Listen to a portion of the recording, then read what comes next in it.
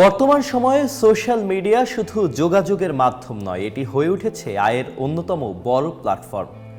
Video content, live stream, page monetization কিংবা short ভিডিওর মাধ্যমে অর্থ উপার্জনের আশায় দেশের লাখো মানুষ জীবনের উল্লেখযোগ্য সময় ব্যয় করছেন ফেসবুক, ইউটিউব, ইনস্টাগ্রাম ও টিকটকের মতো প্ল্যাটফর্মে। কেউ পূর্ণকালীন, কেউ পার্ট টাইম, আবার কেউ দ্রুত ভাইরাল হওয়ার আশায় ঝুঁকেছেন সমালোচিত এ পথে। তবে এই আয়ের দৌড়ে বড় এক সংকট স্পষ্ট হয়ে উঠেছে ভিউ ও লাইক বাড়ানোর প্রতিযোগিতা। হারিয়ে যাচ্ছে রুচি, নৈতিকতা ও সামাজিক দায়বদ্ধতা। ডিজিটাল সিকিউরিটি এজেন্সির সাম্প্রতিক এক জরিপে দেখা গেছে বাংলাদেশে দৈনিক সক্রিয় ফেসবুক ব্যবহারকারীর সংখ্যা প্রায় ৩ কোটি। এর মধ্যে অন্তত ১২ লাখ তরুণ নিয়মিত কন্টেন্ট তৈরি করে মনিটাইজেশনের চেষ্টা করছেন, কিন্তু তাদের একটি বড় অংশ মানসম্মত, তথ্যভিত্তিক বা শিক্ষামূলক কন্টেন্টের পরিবর্তে ঝুঁকেছেন ট্রেন্ডি, অতিরঞ্জিত এবং বিতর্কিত বিষয়বস্তুর দিকে, যার মূল লক্ষ্য কেবল ভিউ ও রিচ। ভাইরাল হওয়াই যেখানে মূল মন্ত্র। বিশেষজ্ঞদের মতে বিভিন্ন আন্তর্জাতিক গবেষণার আলোকে দেশের সোশ্যাল মিডিয়া ব্যবহারকারীর প্রায় ৯০% কোনো না কোনো ক্ষেত্রে ভিউয়ের নেশায় আসক্ত।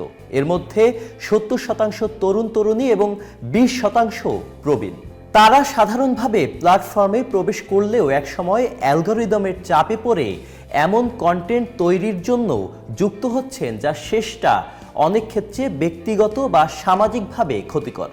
সমাজ বিশ্লেষকরা বলছেন এই ভিউ বাণিজ্যের ফলে একদিকে যেমন ব্যক্তি নিজস্ব চরিত্র ও নৈতিক অবস্থান হারাচ্ছে, অন্যদিকে সমাজে বোধ ও রুচির জায়গাটিও সংকুচিত হচ্ছে। সামাজিক মাধ্যমে জনপ্রিয়তার মাপকাঠি এখন আর কন্টেন্টের গুণগত মান নয়, বরং কতটা বিতর্কিত তৈরি করা গেল, আলোচনায় কতটা থাকা গেল, সেটি হয়ে উঠেছে মূল সূচক। এর প্রভাব পড়েছে পারিবারিক, সামাজিক সম্পর্কেও। তরুণ তরুণীর পাশাপাশি অনেক ক্ষেত্রে স্বামী স্ত্রী কিংবা পুরো পরিবারই আয়ের আশায় সোশ্যাল মিডিয়ায় অতিমাত্রায় জড়িয়ে পড়ছেন। বাস্তব জীবনেও সম্পর্ক দুর্বল হয়ে পড়ছে। বাড়ছে মানসিক চাপ, বিচ্ছিন্নতা, মনোযোগ ও প্রভাব পড়ছে সন্তানদের উপরও। বাংলাদেশের সামাজিক যোগাযোগ মাধ্যমের বিস্তার নিঃসন্দেহে বিস্ময়কর।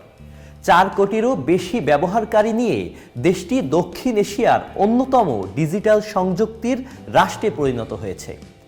শহর থেকে গ্রামে সর্বত্র ইন্টারনেট ও স্মার্টফোন সহজলভ্য হওয়ায় মানুষ দ্রুত সংযুক্ত হচ্ছে ভার্চুয়াল জগতে। এর ফলে ব্যবসা, শিক্ষা ও কর্মসংস্থানের নতুন সুযোগ সৃষ্টি হয়েছে। ফেসবুক, ইনস্টাগ্রাম ভিত্তিক ই কমার্সের মাধ্যমে অনেক ক্ষুদ্র উদ্যোক্তা পণ্য বিক্রির সুযোগ পাচ্ছেন। ইউটিউব ও অনলাইন গ্রুপের মাধ্যমে শিক্ষার্থীরা বিভিন্ন বিষয়ে দক্ষতা অর্জন করছে। ফ্রিল্যান্সিং, ডিজিটাল মার্কেটিং ও কন্টেন্ট ক্রিয়েশনের মাধ্যমে অনেক তরুণ আত্মনির্ভরশীল হচ্ছেন।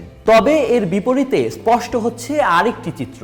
ভিউ নির্ভর সংস্কৃতি বা সামাজিক বন্ধন দুর্বল করছে। মুখোমুখি যোগাযোগের বিপরীতে ভার্চুয়াল উপস্থিতি প্রাধান্য পাচ্ছে। ইনস্টাগ্রাম ও ফেসবুকে সাজানো জীবনের প্রদর্শনী এক ধরনের প্রতিযোগিতামূলক মানসিকতা তৈরি করছে, যেখানে মানুষের মূল্যায়ন হচ্ছে লাইক ও ফলোয়ারের সংখ্যায়। মানসিক স্বাস্থ্য বিশেষজ্ঞরা সতর্ক করেছেন অতিরিক্ত সোশ্যাল মিডিয়া ব্যবহার বিষণ্ণতা, উদ্বেগ ও ঘুমের সমস্যার ঝুঁকি বাড়াচ্ছে। পাশাপাশি ভুয়া তথ্য, গুজব ছড়ানোর প্রবণতা জনমনে বিভ্রান্তি তৈরি করছে, যা সামাজিক ও রাজনৈতিক বিভাজনকে আরও গভীর করছে। আরেকটি বড় উদ্বেগ ব্যক্তিগত তথ্যের নিরাপত্তা। সোশ্যাল মিডিয়ায় অসচেতনতার ফলে ব্ল্যাকমেইল, হুমকি ও সাইবার অপরাধের ঘটনাও বাড়ছে। তবে এই সংকটের মধ্যেও ইতিবাচক উদ্যোগের ইঙ্গিত মিলেছে।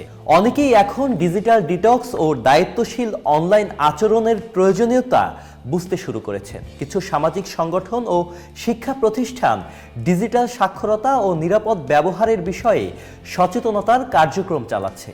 বিশেষজ্ঞরা মনে করেন সোশ্যাল মিডিয়াকে পুরোপুরি দোষারোপ না করে এর ব্যবহারে ভারসাম্য তৈরি করাই মূল চ্যালেঞ্জ।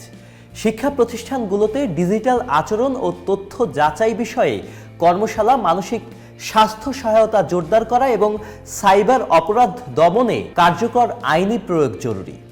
সর্বোপরি অর্থ উপার্জনের পাশাপাশি ব্যক্তিত্ব, নৈতিকতা ও সামাজিক মূল্যবোধ রক্ষা করাই প্রকৃত সাফল্য। এই বোধ সমাজে প্রতিষ্ঠা করতে না পারলে ভিউ বাণিজ্যের এই উন্মাত্ততা ভবিষ্যতে আরও বড় সামাজিক সংকট তৈরি করতে পারে বলে আশঙ্কা করছেন বিশ্লেষকরা। Sajid Abdullah, channel I.